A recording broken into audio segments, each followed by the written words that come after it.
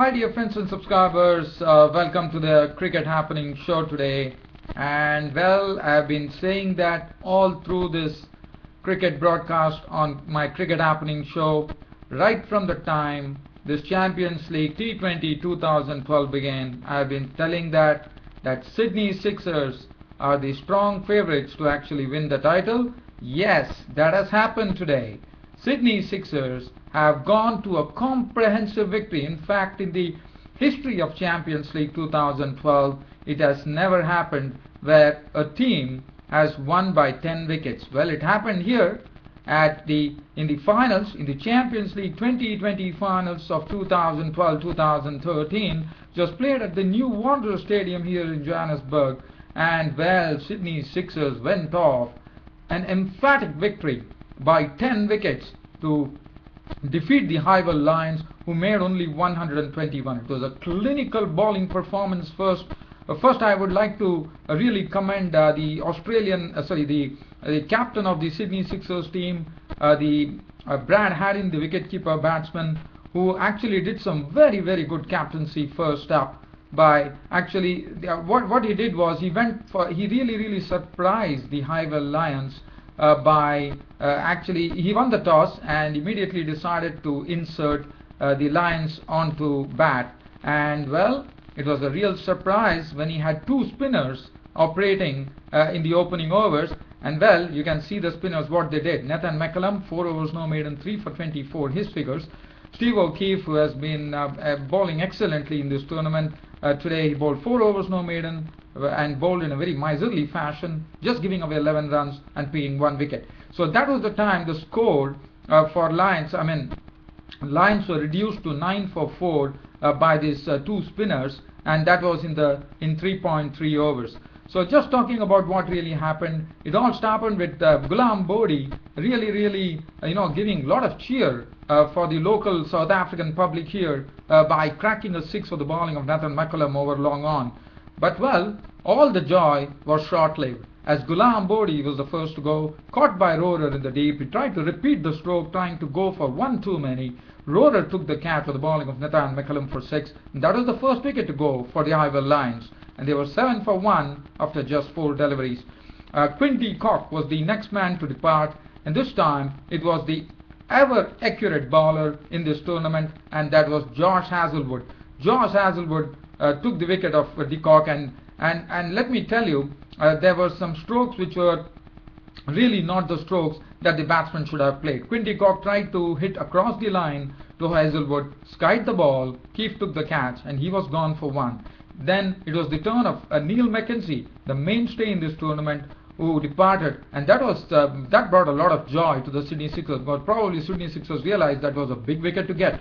Neil Mackenzie also hit across the line of Hazlewood, and Hazlewood had actually got 2 wickets in the middle there. And then Sohail Tanvir was promoted in the batting order, but to no avail, as Sohail Tanvir, after making 11 runs of 12 balls with just 1 4, was gone a victim to Nathan McCullum, as he was LBW ball McCullum for 11, and the promotion of Sohail Tanvir failed there. But before that, Alvaro Peterson was out to a beautiful ball from O'Keefe from the left-arm spinner, which turned across the bat, and all Peterson could do was edge it on to Nathan McCullum in the slips, and he was gone for 1. And as I said, Sohail Tanvir was promoted in the batting order ahead of Symes and Solekile, but Sohail Tanvir disappointed. He was LBW ball McCullum for 11, and that was a sorry picture for Lions at that score on 32 for 5 in the 7th over.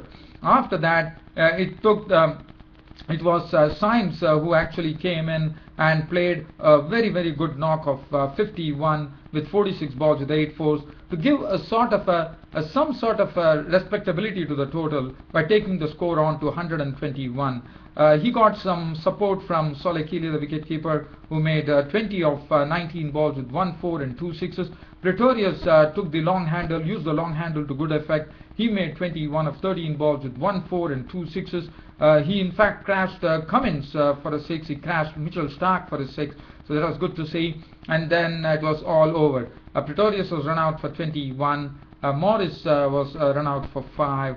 Fungiso was out for 3. Nanis was not out on not. 121 all out. Superb, and as I said, superb captaincy by Brad Haddin. And not only that, the bowlers responded, and he really surprised the Lions by having a double spin attack instead. I mean, they would have never expected that, because they know that Josh Hazlewood, Mitchell Starc, and Patrick Cummins are the ones who have always delivered the goods for them. But well, he really realized, surprised one and all. But let me tell you, these are ploys that sometimes work, that sometimes do not work. But on the final, on the day of the finals, well, it definitely worked, and they could restrict Lions to. I mean, they bowled out the Lions for 121. Nathan McCullum, 3 for 24 for him. Steve O'Keefe, 1 for 11. Josh Hazlewood, an absolutely accurate bowler, and one wouldn't be surprised if Josh Hazlewood would be getting in a look into the Australian team probably in the future. He looks to be a real talent, and he could be a very good bowler for them in the one-day internationals and 2020s. 4 overs, 1 made, and 22 runs and 3 wickets. Ever accurate bowler, Josh Hazlewood. Mitchell Starc was a bit costly. 4 overs, no made, and 1 for 36, but well, he was the highest wicket taker in this tournament. Patrick Cummins, 4 overs, no made, and none for 27. Now, after scoring 121, the only opportunity that Lions would have had was for the bowlers to perform very well. Well, the initial burst was very good. It was Sohail Tanvir who was bowling the right lines, and also Dirk Nannes. But it was only as far as 5 overs. After 5 overs, the picture was completely changed by the openers. In fact, Sydney Sixers going on to a 10-wicket win in 12.3 overs. They reached the target at 12.3 overs, thanks to some scintillating batting by Michael Lumb. Initially took his time. Brad Haddin was steady as ever. He really allowed Michael Lumb to go for his strokes, and Michael Lumb was not afraid to hit over the top. He was smacking them on the onside. He was smacking them on the offside.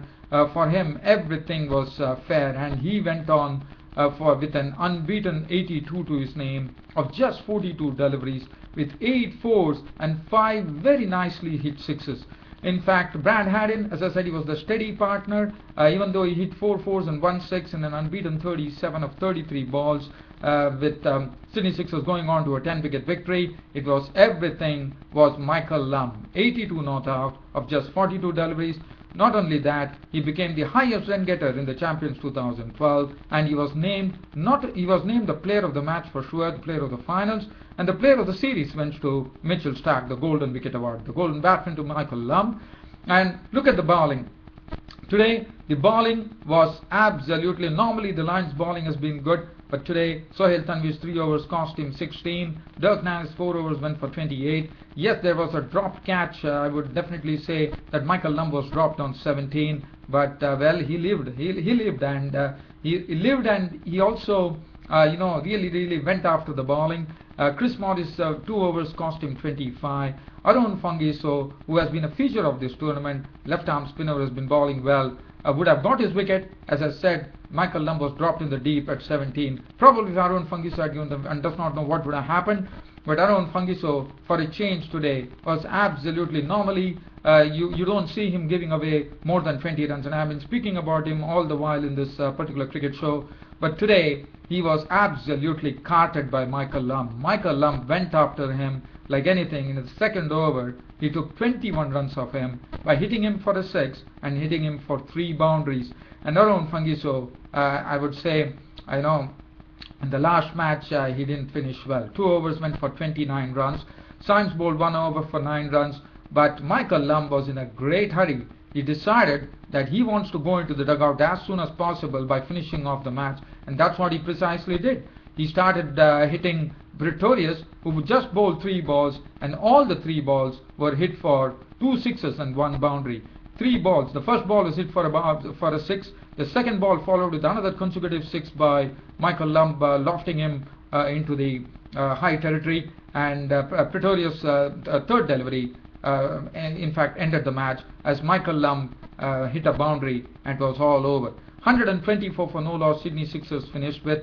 Pretorius bowled 3 balls for 16 runs. Michael Lumb, unbeaten 82, the man of the match. Brad Haddin, the captain, a steady 37 of 33 balls, 4 fours and 1 6, held aloft the Champions T20 2012 trophy. So congratulations to Brad Haddin's Sydney Sixers team for winning the Champions T20 2012. But let me tell you, today nothing went the Highveld Lions way, because basically they were surprised with the double spin attack that Brad Haddin employed. They couldn't fathom that. There were a lot of strokes that they played across the line. They were probably in a hurry. They could have probably steadied the ship and started things, but we saw Neil Mackenzie, we saw Quinty Cock really playing strokes, across the line. The spinners did their job, and besides, as I said, it's a clinical clinical bowling performance, and then a clinical batting performance by Brad Haddin's men. And the Highveld Lions, well, nothing went right for them. Aaron Fungiso has been the best bowler for them today. Really, really disappointed. He didn't get anything right. I mean, he could have probably had the wicket of Michael Lumb, but later on he was carted for runs by Michael Lumb, who was in some great form, and he was hitting the strokes absolutely through the middle of his bat. And the other thing, and nothing really worked. When they dropped catches, and there were two catches dropped. One was of Michael Lumb, the other one was of Brad Haddin, and Pretorius actually dropped the catch and allowed the ball to go over the fence for a six. So nothing really went right for the Lions team. The Lions team really put up a good performance in this particular tournament, but as I said, Alvaro Peterson's men did not have anything right today, and it was very sad to see. I mean, one would have expected a great match, as I said yesterday, that we will have a tough contest on hands, but the Sydney Sixers, made the match absolutely one-sided, and I'm sure the South African public there at the Wanderers in Johannesburg would have gone very, very disappointed, because they would have definitely expected Alvaro Peterson's men to put up a much better show than what they put on. They really, really caved in meekly here, I would say, and the South African public would have gone absolutely disappointed, because they would have been really, really rooting. I know the Wanderers in Johannesburg would have been absolutely chock-a-block, but as I said, the South African crowd would have been totally, totally disappointed that their home team, Highveld Lions, were really, really hung high and dry by the Sydney Sixers team from Australia, which took the Champions League 2012 title. Well, on this note, dear fans, friends and subscribers, I'm ending my cricket show for today. Thanks for your tremendous response, tremendous cooperation, tremendous encouragement. It has been a real pleasure, as I have been repeating this every time. It has been a real pleasure for me bringing this Cricket Happening show to you every day. And let me tell you, we are gearing up from a lot of cricket series coming up. South Africa are touring Australia. Tuesday, we have the first 2020 match with the new captain of Sri Lanka, Angelo Matthews, holding the reins, and they would be taking on New Zealand. New Zealand are already in Sri Lanka. So that are the series coming up. So a lot of test series coming up. There's going to be a packed cricket calendar coming up. Well, dear fans, friends and subscribers, on this note, unfortunately, I'm glad to leave you, dear fans, friends and subscribers, from this Cricket Happening show for today. But your host Ram is promising you that tomorrow I'll be back with my cricket report as usual. Until then, it's your host Ram saying goodbye. Thank you.